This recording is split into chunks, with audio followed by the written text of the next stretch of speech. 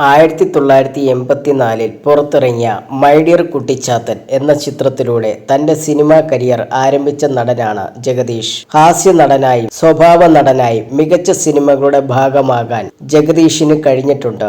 അടുത്തിടെ പുറത്തിറങ്ങിയ officer on duty, Marco എന്നീ സിനിമകളിലെ വേഷങ്ങൾ ശ്രദ്ധിക്കപ്പെട്ടിരുന്നു. സിനിമയിൽ എത്തുന്നതിന് മുമ്പ് അദ്ദേഹം ഒരു കോളേജ് പ്രൊഫസർ കൂടിയായിരുന്നു. ഇപ്പോൾ ആളുകൾ കംഫർട്ട് സോൺ എന്ന് കരുതുന്ന മേഖലകളിൽ നിന്നും സിനിമ പോലെയുള്ളൊരു മേഖലയിലേക്ക് വരുമ്പോൾ എങ്ങനെയാണ് കംഫർട്ട് സോൺ ബ്രേക്ക് ചെയ്തിരുന്നുവെന്ന ചോദ്യത്തിന് പ്രതികരിക്കുകയാണ് ജഗദീഷ്.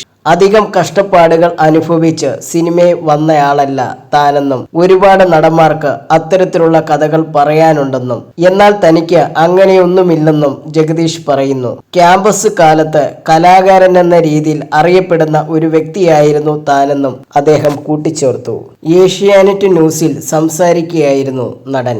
ഞാൻ അധികം ബുദ്ധിമുട്ടിയല്ല സിനിമാ രംഗത്ത് വന്നത്. കഷ്ടപ്പാടിന്റെ കഥകൾ ഒരുപാട് നടന്മാർക്ക് പറയാനുണ്ട്. എനിക്ക് അങ്ങനെ ഒരു കഥ പറയാനില്ല. മൈ ഡിയർ കുട്ടിച്ചാത്തൻ എന്ന സിനിമയ്ക്ക് ആദ്യം തന്നെ എനിക്ക് ക്ഷണം ലഭിച്ചിരുന്നു. കോളേജ് ക്യാമ്പസുകളിലും മറ്റ് കലാരംഗത്തും എന്റെ സാന്നിധ്യം അറിയിച്ചതുകൊണ്ടും ആകാശവാണിയിൽ കുറെ പരിപാടികൾ അവതരിപ്പിച്ചതുകൊണ്ടും തിരുവനന്തപുരത്ത് അത്യാവശ്യം അറിയപ്പെടുന്ന കലാകാരനായ ഒരു വിദ്യാർത്ഥിയായിരുന്നു ഞാൻ. അതുകൊണ്ട് തന്നെ കൂടുതൽ കഷ്ടപ്പാടുകളൊന്നും ഞാൻ അനുഭവിച്ചിട്ടില്ല.